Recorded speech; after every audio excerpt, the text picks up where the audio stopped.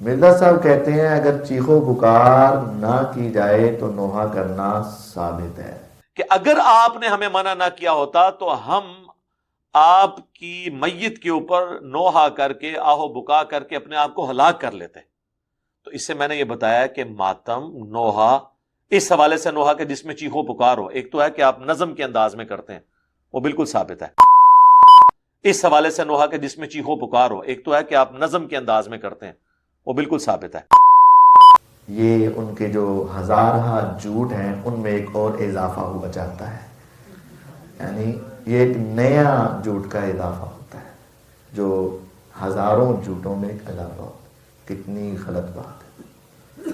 ہم پہلے بھی آپ کو بتاتے آئے ہیں کہ یہ آدمی، پہلے ہم کہتے تھے نیم رافضی ہے، اب ہم کہتے ہیں پیور رافضی ہے، پیور 100% خالص رافضی ہے.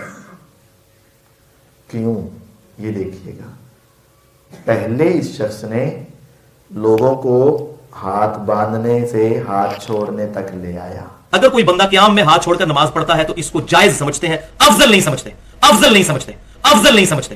اور یہ بھی یاد رکھیے کہ امام مالک پہ یہ جھوٹا تہمت لگائے گی کہ وہ ہاتھ چھوڑ کر قائل تھے. الموطا امام مالک میں انہوں نے پورا باب باندھا ہے کہ دایاں ہاتھ بائیں زیرہ پر رکھا جائے. امام بخاری نے حدیث ہی امام مالک سے لی ہے. اب اس سے نہ لگائے امام مالک کی کتاب دنیا میں موجود ہے اور مالکی ان کے طریقے کو چھوڑ چکے ہیں. اچھا، اب آپ نے اکثر یہ سنا ہوگا جی ہاتھ باندھنے کی حدیث تو کہیں موجود ہی نہیں ہے پوری کتب ستہ کے اندر. تو یہ بھی سن لیجیے، ہاتھ باندھنے کی حدیث صحیح بخاری میں بھی موجود ہے، صحیح مسلم میں بھی موجود ہے، سنن نسائی کے اندر بھی موجود ہے، سنن ابی داؤد کے اندر بھی موجود ہے، میں اتنی بیان کر سنن ترمذی کے اندر بھی موجود ہے. اور یہ الفاظ رسول لیجیے، صحیح بخاری میں ہے. سہل بن سعد رضی اللہ تعالیٰ عنہ کہتے ہیں، اور یہ شروع کے مسلمانوں میں سے ہیں، کہ ہمیں نبی صلی اللہ علیہ وسلم کے مبارک زمانے میں یہ حکم دیا جاتا تھا کہ ہم اپنا دایاں ہاتھ بائیں زیرہ پر رکھیں. کہاں رکھیں؟ بائیں زیرہ پر. یہ صحیح بخاری میں موجود ہے، 740 نمبر حدیث. اور امام بخاری نے الموطا امام مالک سے لیا، اور الموطا امام مالک میں بھی یہ حدیث موجود ہے. لہذا ہمارے نزدیک محتاط رویہ آخری درجے کا یہ ہے کہ دونوں طریقے سنت ہے. اور اگر جان کی مان پاؤں تو عرض کروں کہ ہاتھ چھوڑنے والا طریقہ ہاتھ باندھنے سے زیادہ بہتر ہے. اور ابھی میں کل ہی اس کا کلپ سن رہا تھا، کہتا ہے 1.5 سال ہو گیا. کلپ میں نے کل سنا ہے لیکن یہ کلپ کب کا ہے یہ مجھے نہیں پتا. ہو سکتا ہے سال پہلے کا ہو تو اس لحاظ سے 2.5 سال بن جائیں گے. اس کلپ میں یہ کہہ رہا تھا 1.5 سال ہو گیا ہے میں نماز ہاتھ چھڑ کے پڑھنا وا، فرضی بھی نفلی بھی، کدی کدی نفلا چ بن لینا وا، فرضا چ پھر بھی نہیں. میرے بھائی اب تو ہوں تو گل ود گئی ہے. ہاں میرے بھائی اب تو ہوں تو گل ود گئی ہے.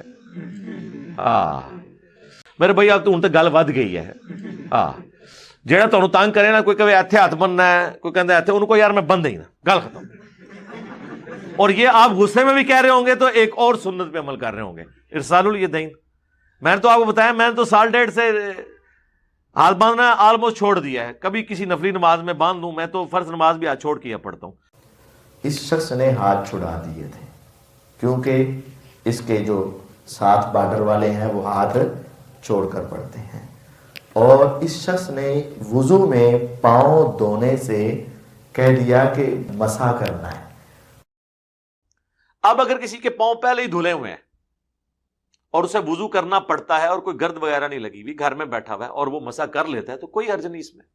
کہ اگر ہم ریشو کیلکولیٹ کریں تو 60% شیعہ کے حق میں پلڑا مضبوط ہے اور 40% اہل سنت کے حق میں، یا 30% کہہ لیں اہل سنت کے حق میں اور 70% شیعہ کے حق میں. ہم تو جرابے پہن کر مسح کرتے نا. جب جرابے نہیں پہنی، موزے نہیں پہنے تو پاؤں کیا کرنے ہیں؟ دھونے. قرآن کا حکم ہے. لیکن وہ بارڈر پار والے کیا کرتے ہیں؟ وضو میں آخری واجب ہے دونوں پیروں کا مسح کرنا. ہمیں کس طریقے سے کرنا ہے اور کہاں تک پیروں کا مسح کرنا ہے، آئیے دیکھتے ہیں اسکرین پر. پیر کے مس میں واجب مقدار یہ ہے کہ انسان پیر کی کسی ایک انگلی سے لے کر پیر کی جوڑ تک مس کرے. پاؤں کا مسح کرتے ہیں، اور یہ بھی پاؤں کے مسے پر آیا. آج یہ بھی کہہ دیا ہے کہ بس چیخو پکار نہ ہو. یہ چیخو پکار تو نہیں ہو رہی نا، کہ چیخو پکار ہو رہی ہے. تو وہ کیا کرتے ہیں، ان کے نوحوں کے پیچھے یہ آواز آتی کہ نہیں آتی؟ وہ مرثیے جو پڑے جاتے ہیں یہ کیا ہے؟ اگر چیخو پکار نہ کی جائے تو نوحہ کرنا ثابت ہے.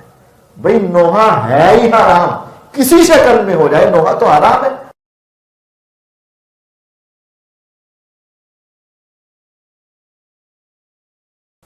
آپ نے فرمایا نوحہ کرنے والی عورت اگر توبہ کے بغیر مر گئے اس کو گندھک پٹاس کی ایک قمیض پہنائی جائے گی اور اس کو پہنا کر جہنم میں پھینک دیا جائے گا. چونکہ بارڈر پار والے نوحہ کرتے ہیں تو یہ نوحہ یہ بھی ایک سٹیپ بنا دیا گیا.